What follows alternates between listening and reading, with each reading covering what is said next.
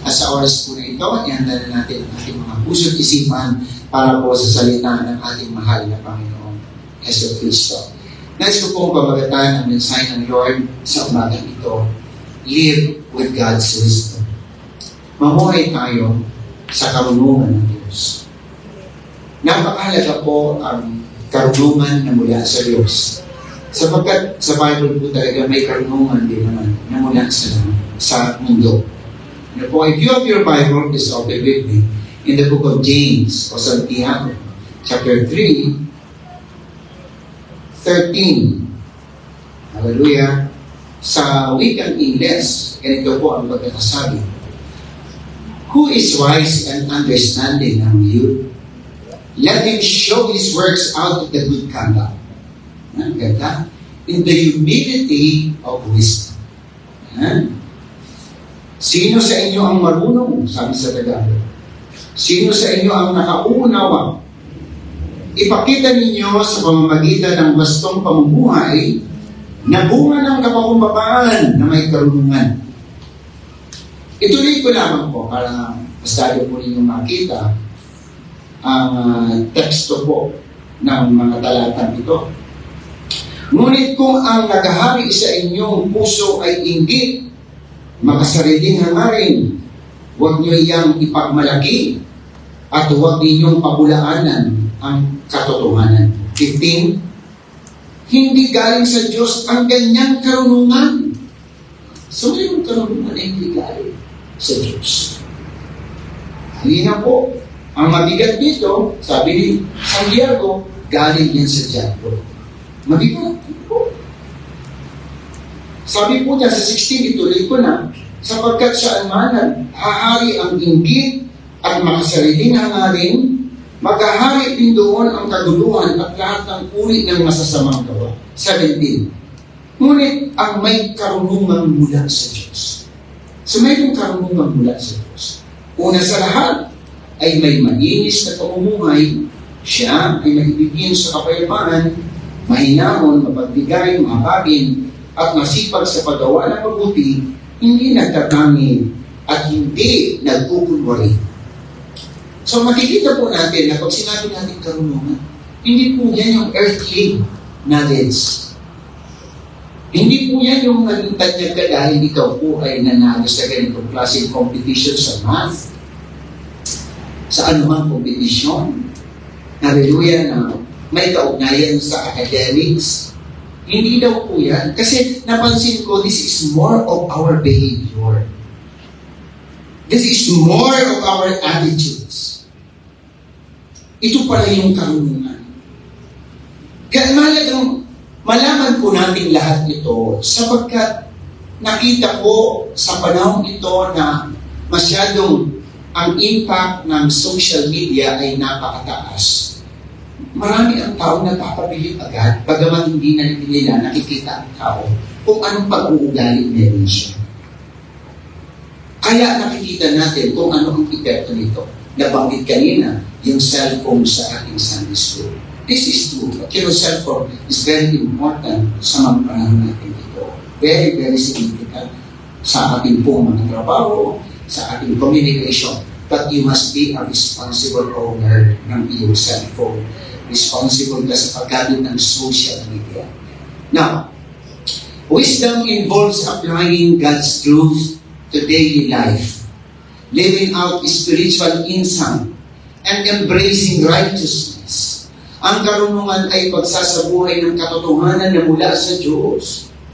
Yan ang karunungan. Hindi lamang ngayong linggong ito, kundi araw-araw, daily, ang sabi ng Panginoon. Dapat pagsasabuhay sa espiritual na may kaunawaan at may pagtanggap sa katuwiran ng ating mahal na Panginoon. Saan ba gusto mong makilala ka? Ang tanong. Saan ba gusto mong makilala ka? Mahalaga po mga kapatid na kahit pa paano makilala ka dahil ang ating buhay ay limited. Pwedeng maubos na ang taon, ang buwan, ang araw, ang oras, minuto, segundo na ibinibigay sa ating Diyos, sa ating Panginoon. Mauubos po yan. Pero saan mo gusto makilala ka? Pastor, gusto ko makilala sa pagiging kong song leader, sa pagiging full preacher. Okay. Maganda naman yan, talent yan eh. But more than that, sana mas makilala ka sa katuwiran ng ating mahal na Panginoon. May tatlong bagay para makilala ka sa mundo ito. Dapat mayaman ka, dapat sikat ka, dapat may position ka, dapat marunong ka. Yun po yun. Kaya makikita mo, si Yulo ngayon, sikat na sikat po. Hindi naman dahil sa nanalo siya. Halos 100 million ang kanyang natanggap. Sa madaling salita, mayaman na po siya. Meron na nga po pinopropose ang Manila na magkaroon ng Carlos Yulos Dead. Ganun ka sila. Walang pasok yan. Pag yan po, na isabatas, institutionalized, walang pasok yan. Katulad on Monday. Katulad sa Quezon City Day. Bakit? Significant yung tao. May naabot yung tao. Pero yun po ba ang karunungan na yun ang tinutukoy ng Diyos? Doon ba tayo magandang makilala sa mga personal achievements po natin? Well, para sa akin, ako man kung ako si Carlos Yulo, isang malaking pribileyo po yan. Pero as a Christian, mayroon pong mas mataas na dapat natin pabutin kung paano tayo makilala. Nakilala ng ating family, nakilala ng ating kaibigan, ng ating trabaho. Sana makilala ka bilang isang Kristiyano. Makilala ka bilang isang mananampalataya ni Kristo. Makilala ka sa katuwiran ng ating mahal na Panginoong Yesu Kristo. Hallelujah! In the book of Proverbs 4:7-8, King Solomon said, "Getting wisdom is the wisest thing you can do." Look at the words of King Solomon. And whatever else you do, develop good judgment. If you prize wisdom, she will make you great. Tingnan niyo po. Pag talagang ang karunungan ng Diyos ay pinahalagahan natin, ginawa natin mga kapatid na valuable sa ating mga buhay, you will become great. Ibang greatness po ang ibibigay sa iyo ng Diyos. The Bible said, embrace wisdom and she will honor you. Hallelujah. Yes, sabi ni Solomon, unahin mo sa lahat ang pagtuklas ng karunungan at pilitin mo mata mo ito kahit gaano ito kaman. Ibig sabihin, mga kapatid, talagang pagsikapan natin na maabot ang karunungang ito ng ating Diyos na buhay. Ang karunungang ito, sinasabi ko nga po, ay ang katuwiran mula sa ating mahal na Panginoong Jesucristo. Ang karunungang ito ay mula sa ating o sa salita ng Diyos ay pinagkakatiwala po sa ating mga buhay. Sapagkat ang lahat ng bagay na nakikita po natin ay mayroon po yan hangganan. Jesus said in the book of Mark 8:36, "What good is it for a man to gain the whole world and loses his own soul?" Mga kapatid, nakakatakot po yan because it means that even you are rich, even you are famous or popular, mga kapatid, according to the world's standards, like Carlos Yulo, ibig sabihin kahit ikaw pa yung pinakamataas na posisyon dito sa mundong ito, darating ang panahon na sasabihin ng Diyos, hindi ko kailangan ang iyong makapundong achievement, ang kailangan ko ay ang spiritual na bagay, sapagkat gusto ko, naglilingkod ka sa akin. Hallelujah!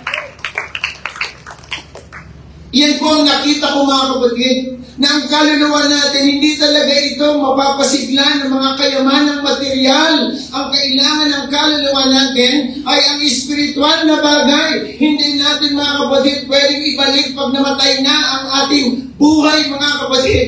Ang kaluluwa natin, hindi po natin pwedeng bilhin sa ating mahal na Panginoon. Pag nawala na po tayo, tapos na. Kaya kailan pa natin hahanapin ang karunungan mula sa ating Panginoong Jesucristo? Hallelujah. Kaya napakahalaga, mga kapatid, na masumpungan natin ang karunungan ng ating Panginoon. Hanapin daw natin, mga kapatid, para matagpuan natin ito. Sapagkat kung nasa atin na, mga kapatid, ang mga karunungan ito mula sa salita ng ating Diyos, may magandang resulta ito sa buhay ng tao. Nagbabago ang buhay ng tao. Hallelujah. Nagkakaroon siya ng bagong pananaw sa buhay na ito. Nakikita niya kung ano ang tama at kung ano ang mali. Ang decision niya is in line with the words of God. Hallelujah. Hindi po natin pwedeng itago pala ang karunungan pag nasa atin na. Wisdom cannot be hidden.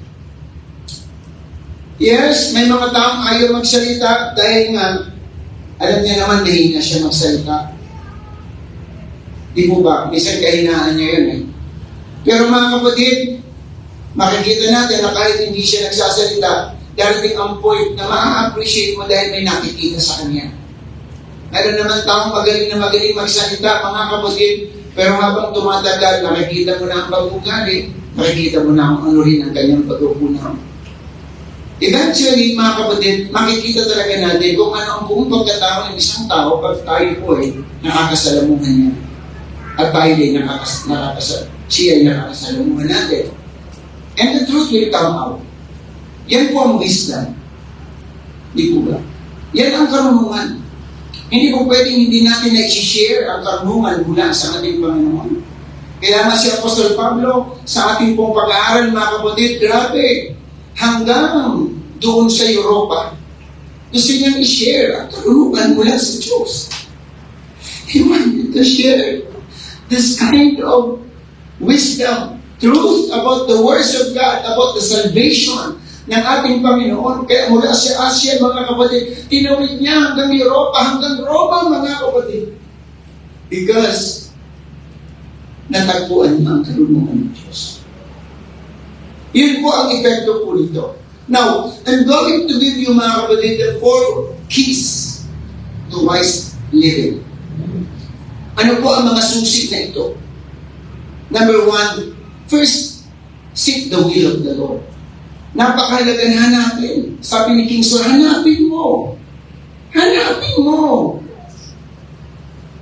Alam po natin lahat, kapag importante ang isang bagay, hinahanap po natin yan.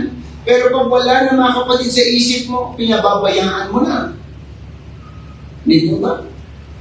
Pero pag mahalaga ang isang bagay na yan, kahit maghapon, hinahanap mo yan. Dahil for you, pag nawala yan, parang may kulang. Ganun pala ang karunungan ng Diyos. Hanapin mo! Huwag mong pabayaan na mawala sa iyo ang karunungan ng ating mahal na Panginoon. Mahalaga ang karunungan, mga kapatid, sapagkat ito ang magbibigay sa atin ng kapayapaan. Katulad na nangyayari ngayon sa Batangas, kung wala ang karunungan ng Diyos, ano bang may papagpasalamat mo na nawawala ang negosyo mo? Ano bang pwede ipagpasalamat dyan? But because of wisdom, you could say, Lord, you have your purpose while we are experiencing such kind of problem. That is wisdom. Yung makapagpatawad ka, mga kapatid, na kahit minsan alam mo wala kang kasalanan, pero tinuturing mo, mga kapatid, na ikaw pa rin parang may kulang. That is wisdom. Just for the sake of reconciliation. Yung ikaw, mga kapatid, ay pumupunta sa church regularly. That is wisdom. Alam mo, yan ang tama. Yung ikaw ay magbasa ng Biblia, that is wisdom. Karunungan po yan, mga kapatid. Dahil ang taong malayo sa Diyos, hindi po yan nagagawa. Wisdom starts with a seeking heart. Dapat po ang puso po talaga natin kasama sa paghanap. Now, there are 2 parts to making wise choices. First, you must know what is right. Kaya nga tayo, mga kapatid, pinapag-aral ng salita ng Panginoon for us to make a wise decision. Hallelujah. Hindi po pwede, mga kapatid, na ang decision natin ay hindi base doon po sa ating nalalaman din. Hindi po ba? Kahit nga sa pag-answer mga minamahal na mga question, Nagre-recollection tayo niyan kung ano ang ating napag-aralan. Di ba? Dahil mayroong input sa atin. Now, kung ang salita ng Diyos ay patuloy po natin sinisiyasan, ito ang magagabay po sa atin para sa tama na desisyon sa ating buhay.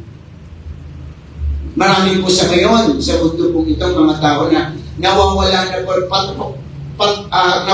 na talaga yung sense of right and wrong. Nawawala na yun.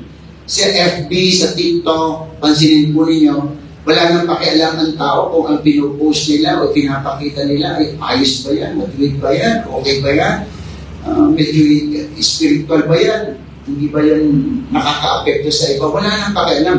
Basta ang importante sa kanila, makakuha ng likes. Yan ang nakakalungkot, di ba? Basta importante, may mga likes. Ano ang nakikita natin dyan? Kasi gusto nila, material. Yun po ang laging papunta. Doon po laging papunta. Secondly, you must have the courage to stand up what is right. To what is right.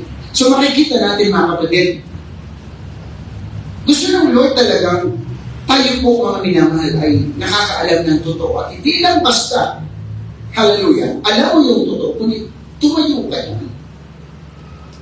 Patunayan mo. Di baling isang light lang, basta galing sa matino at mabuting tao. Kalapangin natin ng Panginoon. Kasi, tuwa ka naman sa maraming likes. Eh, yung mga naglalike naman mga kapatid ay nakikita mo naman, iba naman ang takbo ng kasiman. Huwag mo laging hahanapin ang approval ng maraming tao. Dahil kapag pinag-usapan ang karunungan ng Diyos, Biblia na mismo nagsasabi, ang karunungan ng mundo ay kamangmangansapa ng Diyos. Diba? Kasi talaga nakikita ko mga kapatid, talagang napapalayo ang mga tao dahil nga po sa pagyakap nila sa mundo ito. Kaya sa mga magulang dito sa iglesia, huwag nating hayaan ang mundo ang magbigay ng direksyon sa ating mga anak. Pagsabihan din po natin, tumayo tayo sa kung ano ang tama. Ay hindi po na sila pastor masabay. Magsalita ka rin naman because you are a parent. We are parents, mga kapatid. We need to do our part. As a Christian, as a believer, we must stand up to what is right. Hallelujah! Kung makikita natin ayaw ng ating Panginoon na tayo po ay basta sumunod na lamang sa flow, sa takbo ng mundo pong ito. Hallelujah! Let us continue to remain strong, defending the truth. Hallelujah! Again, let us continue to stand up for what is right. Ayaw ng ating Panginoon, mga kapatid, na napapalayo ang ating mga puso sa kalooban ng ating Panginoon. Sa ating mga workers dito, patuloy po tayong manindigan sa katotohanan. Naalala ko ang mga disipulo ng ating Panginoon dahil lang sa katotohanan, dahil sa karunungan na kanilang natanggap sa Panginoon, kamatayan man ang kabayaran. Hindi po sila nagbago ng kanilang kaisipan. The apostles and prophets of Jesus Christ died. Why? Because they defend. Hallelujah. Dinidepensa nila ang katotohanan mula sa salita ng ating mahal na Panginoon. Kaya sana ganun din po tayo. Lumaban din po tayo sa takbo ng mundong ito. Huwag po tayo mga kapatid na talagang magpadala sa gusto ng mundong ito. Hayaan natin mga minamahal na tumakbo ang mundong ito kung saan niya gustong pumunta. Dahil mayroon naman tayong pupuntahan. Hindi tayo para sa mundo. Tayo ay para sa inihanda ng ating mahal na Panginoong Jesucristo na buhay na wala hanggan. Glory to the living God. Hallelujah! In the book of Jeremiah 29 verse 13, sabi po dyan, you will seek me and find me when you search me with all your heart. With all your heart. Hallelujah. It's not difficult because actually God is not hiding naman. Hindi naman talaga siya nagtatago. Gusto lang ng Panginoon ng buong puso natin paghahanap. Kasi ayaw ng ating Panginoon, mga kapatid, na tayo po ay masanay doon sa mga bagay na madali na lamang makuha. Sapagkat napansin ko na ang mga bagay na madaling makuha, madali rin mawala. Gusto ng Panginoon na pahalagahan natin ang ibinibigay sa atin ng ating Panginoon dahil sa ating buong pusong paghanap. It's like searching for silver or gold. Dapat ganoon, mga kapatid. Totoo niyan, kung talagang gugustuhin po natin, kaya naman natin. Kung talagang gugustuhin natin. Mga magnanakaw nga, gusto magnakaw. Lahat gagawin. Ano pa kaya yung tayo po'y gumawa para sa Panginoon kung hindi na tayo tutulungan? Hindi po ba? If you want to, you can do the will of the Lord. If you want to, you can witness for Christ. If you want to, you can learn how to pray regularly. If you want to, you can grow spiritually. If you want to, you can become a man of God or a woman of God if you want.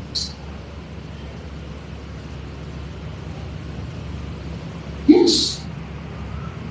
Yan po ang nakita ko, mga kapatid. Because there is a power sa will ng isang tao. Kung gugustuhin niya talaga. Ang problema, mas pinipili natin ang hindi tama. Mas pinipili natin yung malayo sa kalooban ng ating Panginoon. At ang kagandahan po dito, because of God's wisdom, ipinapakita ng Diyos ang hindi tama at resulta nito. Pinapakita rin ng Diyos ang tama at ang magandang bunga nito. Yan ang maganda, mga kapatid. And this is true sa lahat ng areas ng ating buhay. Talagang nakita ko po, mga kapatid, na pag ang tao nagsikap naman talaga, meron talaga namang bunga. Pag ang tao tamad, meron naman talaga resulta. Totoo po yan. Kaya I'm encouraging you, if you want to grow spiritually, hallelujah, sana gustuhin mo na maglingkod sa ating mahal na Panginoon sa Kristo. Gustuhin mo. Hallelujah. Huwag mong hayaan, kapatid. Patuloy ka maglingkod sa Diyos. Ibigay mo ang best para sa ating mahal na Panginoon sa Kristo. Everybody say Amen. In James 1:5, if any of you, sabi niya, lacks wisdom, kung kulang sa inyo ang ng karunungan, ang sabi ng Bible, humingi kayo sa Diyos dahil nagbibigay ang ating mahal na Panginoon sa Kristo. Ask. Yan ang problema po sa atin, mga kapatid. Nakakalimutan natin ang dapat na hingin natin sa ating mahal na Panginoon. Nakakalimutan po natin. Mas marami po tayong hinihingi. Na minsan nga ang hinihingi natin, hindi doon po sa kalooban ng ating Panginoon. At minsan, mga kapatid, sasabihin ko po ito sa inyo. May mga hinihingi ka na hindi ka bubuti mo. At pwede ba minsan, you can pause for a while at tingnan nyo, baka naman hindi yan ang kalooban ng Diyos para sa inyo. Minsan kasi nawawala po tayo, mga kapatid, sa ating pong paglilingkod sa ating mahal na Panginoong Kristo. Dahil nga sa marami tayong gusto at nakakalimutan natin ang kalooban ng ating mahal na Panginoong Kristo. And number 2 is understand the will of the Lord. Hallelujah. Dapat maunawaan natin, hindi lang yung hanapin mo. Pag nakuha mo, sana maunawaan mo. Napakalaga po yung kaunawaan. Maraming mga tao nagtapos sa kurso pero hindi naunawaan ang kanilang kurso. Kaya nang pumasok sa trabaho, hindi confident. Meron naman talaga na talagang very, kumbaga, passionate dun sa kanyang ginagawa. Kaya talagang na magkatrabaho, halos gusto ka agad palitan yung kanyang supervisor. Hindi na rin maganda. Ibig sabihin, mga kapatid, yung enthusiasm nandoon po sa atin. Kaya sabi ng mga kapatid ni Santiago, hallelujah, purihin ang Panginoon. Sino ang marunong? Hallelujah. Sino ang marunong? Who has understanding among you? Hindi po ba? Pag tinignan mo, yung understanding po kasi mga kapatid, sa pag-research ko, connected pala ito sa idea of being a specialist. Ito yung galing sa wikang Griego. Hallelujah. Alam natin lahat ito, even in medical field, na pag ikaw ay may sakit na cancer, alam Mr. Edit ka, pupunta sa oncologist. Alam mo yun, ang tawag sa kanila, specialist. Di ba? Pag may sakit ang iyong anak, baby, pumunta ka sa pediatrician. Sa pedia, pupunta ka. Di ba? Ang tawag dyan, specialist. Ang pinag-aaralan kasi nila talaga ay tungkol sa mga bata. Pag ikaw ay medyo hindi makinis ang iyong mukha, surgery. So, ano naman yan, pastor? Surgeon, pastor.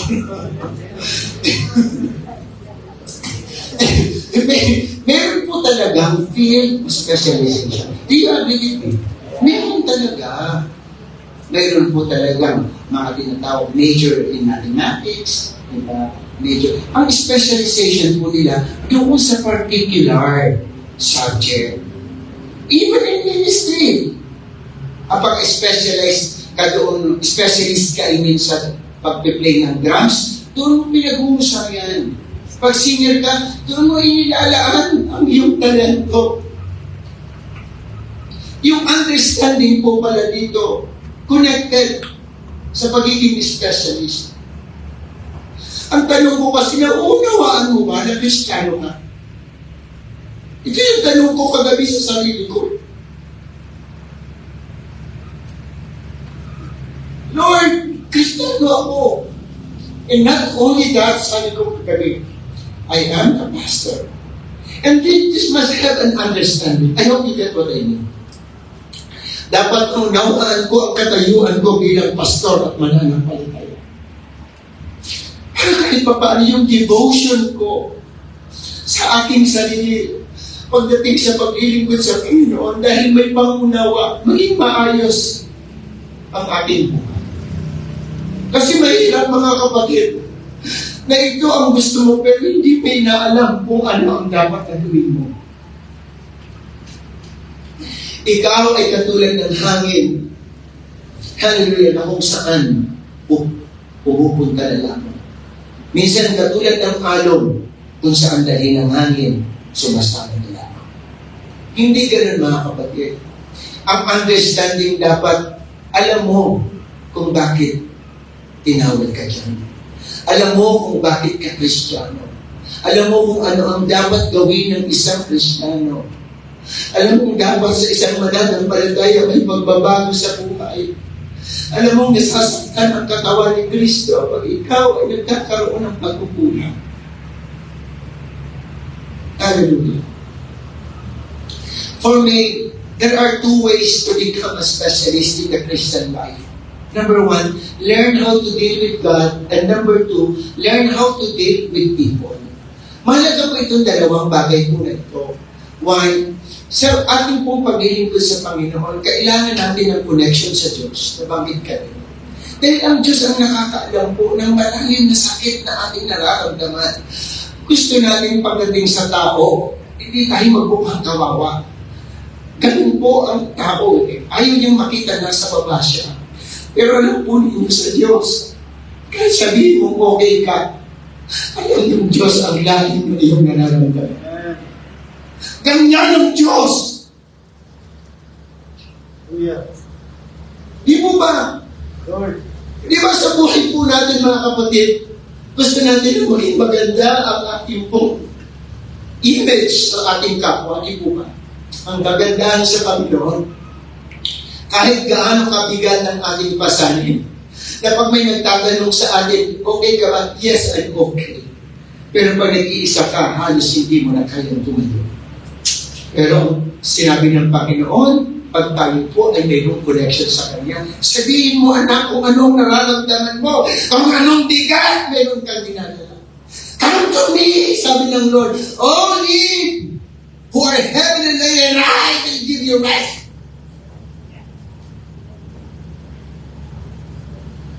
Hallelujah.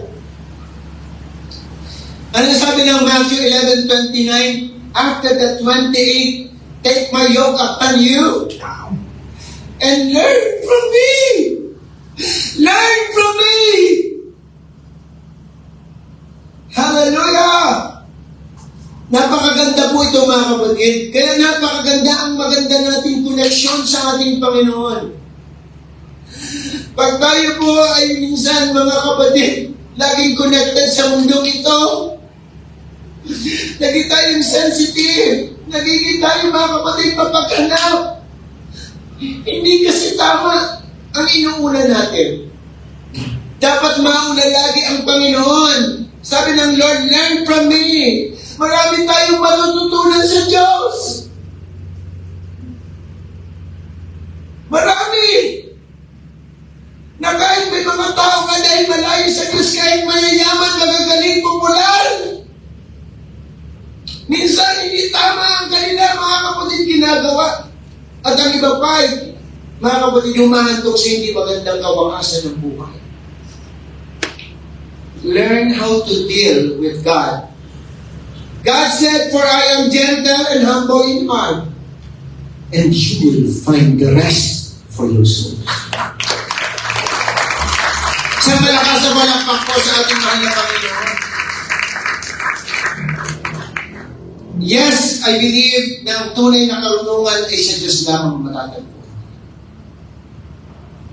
Lord, salamat po.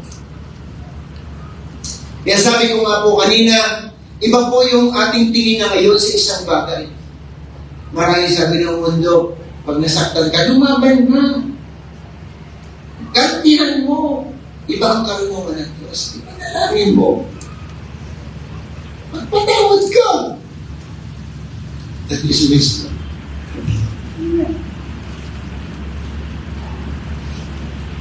Live with godly wisdom. Kaya ang karunungan mula sa Diyos napakahalaga mga kapatid. Naalala ko si Job. Job is an example of a man having godly wisdom. Job 23:10 reminds us that when we have passed through the furnace of affliction, we will come forth like gold. This is wisdom. Marami mga kapatid, yung tingin ni Job sa pagsubok na naranasan niya, gold.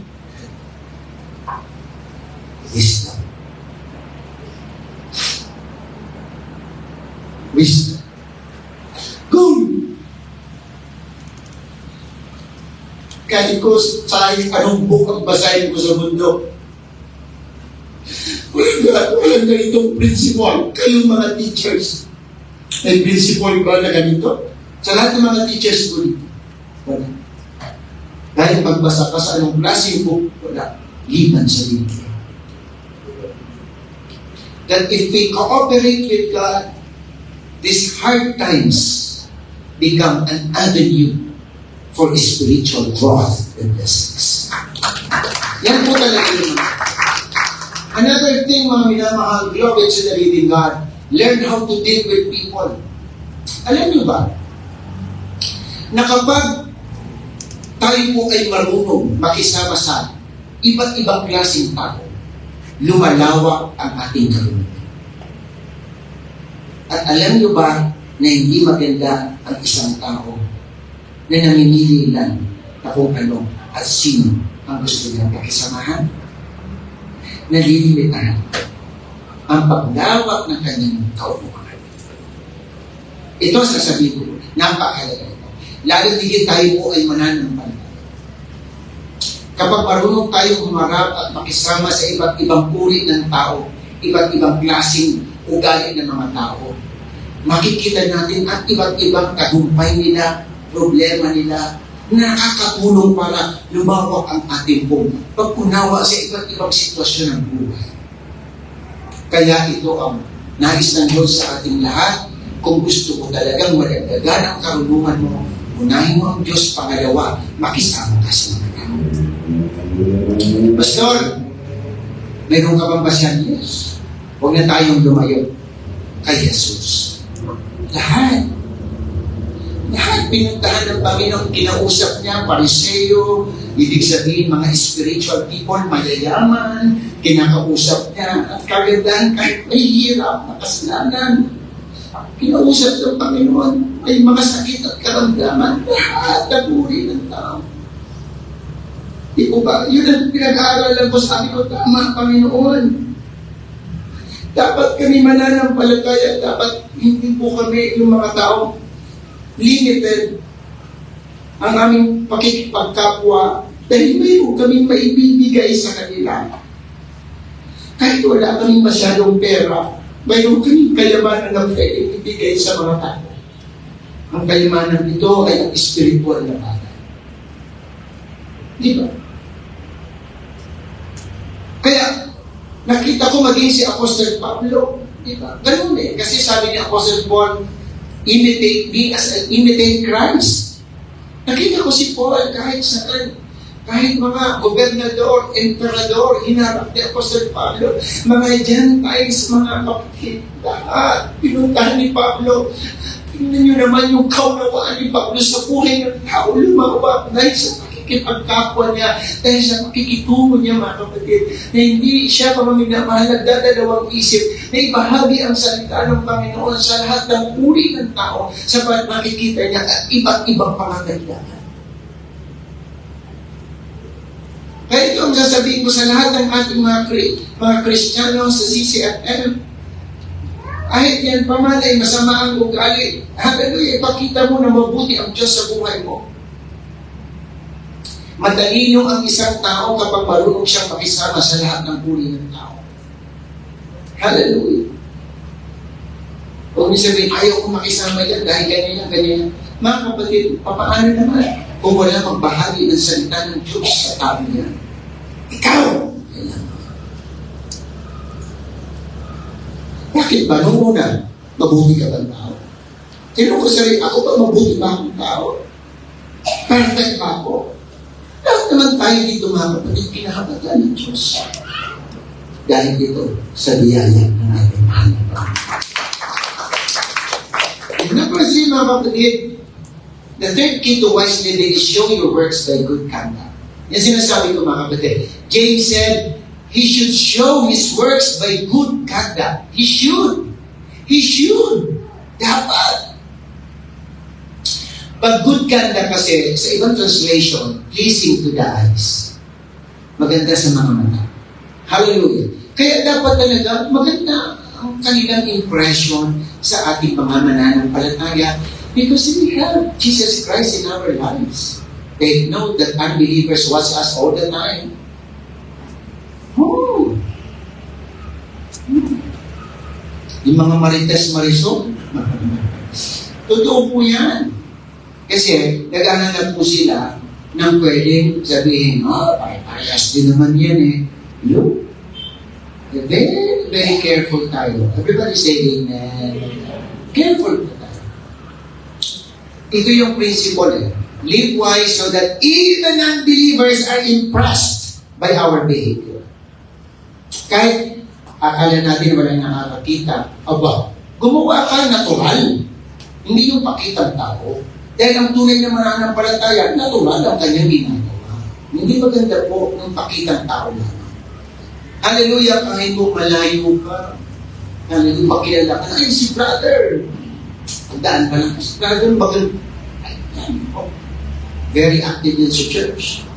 Kahit niyayaya namin yan, hindi man lang naman dahil na isang kawan sa Panginoon. Hallelujah. Meron pong iniiwan ng legacy. Amen. Amen. In biblical perspective, tinitingnan nila tayo. Ito naniniwala ko kahit na sa pananimig siguro, paglabas mo, huwag naman yung sobrang na. Dahil pagkatapos ng preaching, tinitingnan pala ang pastor. Halos paglabas mo, talaga yung lakan ng panginoon. Cross the universe. Diba, they watch you how you dress. Kahit nga ang iba, kahit nga even yung bihibili mo, sa totoo lang, Mga kahit yung pagbili mo, minsan yung kapit-bahay, akala nyo ba? Tao na, bili ng bili. Eh, kasi yung magagawa, may pera na. Sabihin ko lamang, talagang mayroong tumitingin talaga sa akin. Paano ka magdisiplina sa mga anak ko, paano ka makisama sa iyong asawa, tinitingnan ng tao. At ang kagandahan po dyan, naghihintay sila ng magandang bunga na nilagyan. Hindi mo alam, mula sa karunungan ng Diyos na nakikita nila sa buhay mo, nagbibigay po yan ng inspirasyon sa kanilang buhay. Hindi man lang sila nagsasalita, pero darating ang panahon. Pag sila'y nakakilala sa Diyos, maririnig mo ang magagandang bagay na ginagawa mo kahit hindi mo alam. Dahil ang Diyos ay nasa iyo. Everybody say amen. Now, lastly, the last key to wise living is humility. Be humble. Nahirap sabihin ko ito, nahirap gawin ko ito. Pero this is a command. James said, show his works out of the good conduct in the humility of wisdom. So wisdom without humility is not. Maraming marunong, pero mayayabang. Pero ang marunong na may kapakumbabaan, the best. Approve. Okay ka. Sa lulo ko niya. Yan ang gusto ng ating Panginoon pala. Yung meekness, yung tinignan ko, mahaba po kasi ko i-discuss ko pa ito. Tinignan ko ito, ang original, mga kapatid, na pinanggalingan ito, is about the word meekness. Meekness means power under control. Hindi ibig sabihin ikaw ay napagpakumbaba, wala kang kapangyarihan. Katulad daw po yan ng isang horse o kabayo na malakas pero controlled by his master. Yun pala yun ang pinanggalingan nito. A meek horse is not a weak horse, but rather a powerful beast brought under its master's control. Ibig sabihin, mayroon kang magagawa. Ang kagandahan lang, marunong kang magpasako sa mas mataas sa iyo. Walang iba, kundi ang Panginoon sa Diyos. And that is weakness. Yung mahaba po kasi kaya nga nahirapan din ako kunin talaga ito. Pero yun po, to encapsulate the meaning of meekness, this is it, mga kapatid. Hallelujah! Kaya nga ang ibang sobra naman magpakumbaba, pakitang tao na yan. Hindi na maganda yan. Na mayroon ka namang masasabi, hindi mo sinasabi. In Christian's perspective, humility is our power under God's control. It is gentleness and provoked. Sabi ko, Lord, tulungan mo ako nito. Kailangan talaga. Na kahit ikaw ay parang, ano ang provoke? Parang niyayakad kang lumaban. Magalit. Inuudyukan ka. Pero try to say to yourself, Lord, help me. Let the gentle spirit please come and guide me. Hallelujah. Kaya nga, nakita ko yung Panginoon, kahit pinahirapan ang Panginoon sa krus, very gentle pa rin. Palagpakan natin. Hindi ko, Lord, help us. Amen. Yun po pala ang isa sa mga keys to wise living. Sabi ko, yes, Lord, thank you. Another, it is boldness in the face of evil. Hindi naman dapat na kung diablo na ang kaharap mo, hindi ka magsasalita. Katulad ni Kristo, di ba? Masyado siyang, after ng fasting niya, tinutok siya. Satanas! Nasusulat. Sa Diyos ka dapat maglingkod. See? That is boldness. Katulad ng pangangaral ni Apostle Pablo sa Ebanghelyo ni Kristo. Di ba? Ano sabi nila Pedro? I would rather obey God than man. You see, that is boldness with meekness. Hallelujah. Everybody say amen. I hope you get what I mean. And thirdly, it is openness to correction by others. Parang pamanagal. Hallelujah. Ano hindi pag sino lang sabihin kay Pastor, ganito, ganyan, magkakagay, magkakagay.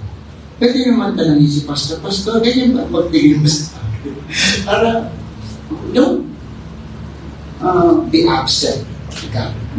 Please, if you have also your opinion, suggestion, or reaction, sabihin mo na, sapagkat ang kagandahan mo dyan, lahat tayo ay inaayos ng ating Panginoon. Everybody say amen.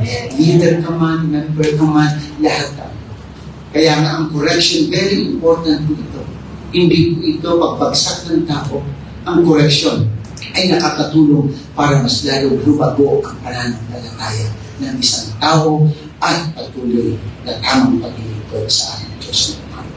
Katulad ng pagpapakumbaba ni Haring David, naalala ko si Haring David, na magkasala siya kay Bathsheba. Di ba, sa pamangalo niya, pinasok siya ng isang, sino ba ang pumasok sa kanya? Sinong propeta? Nathan. Grabe. Kinurek siya ni Nathan. Kaya si David, pinagpalat ng Lord. Why? Siya po ay tumanggap ng correction. Siya ay nagpakumbaba at tinanggap ang kanyang pagkakamali. Meekness. Hallelujah. Listen, humility is best demonstrated when you are dealing with unreasonable people and even in difficult situations. No? Yun po yun. Doon natin test na. Everybody say amen. Hallelujah. It is not hard to be humble when your life is like Christ Jesus. Ay, mahal natin ng Lord. Yes, hindi kasi talaga tayo, mga kapatid sa lahat ng nanonood, hindi talaga tayo kasi. Pag pinag-usapan ng humility, hindi tayo. Hindi natin kaya without Christ. Diyos. Talagang si Kristo po kasi ang talagang nagbibigay sa atin ng kapakupabaan. Because yung pinakita niya sa krus ng Calvary, the very best example of humility. Sabi ng Bible, kahit nasa taas ang Diyos bumaba sa lupa, nasa ating mga makasalanan. And that is humility. And that is also a kind of wisdom. Hallelujah. Meekness doesn't call attention to itself. Proverbs 27:2 says, let someone else praise you, not your own mouth, not your own lips. Talagang hindi dapat laging sinasabi natin, magpapakumbaba ako, mabait ako. Huwag mo na sabihin yan. Kung si Michael Jordan, mga kapatid, lagi nagsasabing greatest player siya, ngayon hindi siya greatest. Pero ipinakita niya kasi sa kanyang statistics. His play on the court spoke for itself. Palagpakan natin. Yes, it is good. Kung ikaw ay mabuting Kristiyano at manggagawa, kung ano laging sasabihin, alam ng Diyos yan at makikita yan. Nakikita yan. Mas gagaling ka kapag hindi ka mayabang at marunong ka magpakumbaba. Everybody say amen.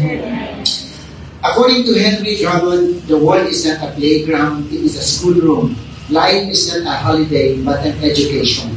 Ibig sabihin, habang tayo nabubuhay, marami pang bagay na dapat tayo matutunan. Kaya tuloy sa paghanap ng karunungan ng Diyos. Palagpakan natin. Lord, hallelujah. Ito din ang sinabi ng Panginoon. Jesus said, blessed are the meek, are the humble, for they will inherit the earth. Purihin ko ang Diyos. And in my conclusion, sa prayer ko po ito, mga kapatid, dadaan. I want to conclude the sermon by reading this simple but meaningful prayer. Lord Jesus, I know I can do nothing without you because you are the source of all wisdom. Give me a seeking heart so that I make right choices and understand your perfect will. I pray for a beautiful life marked by humble spirit. May your wisdom be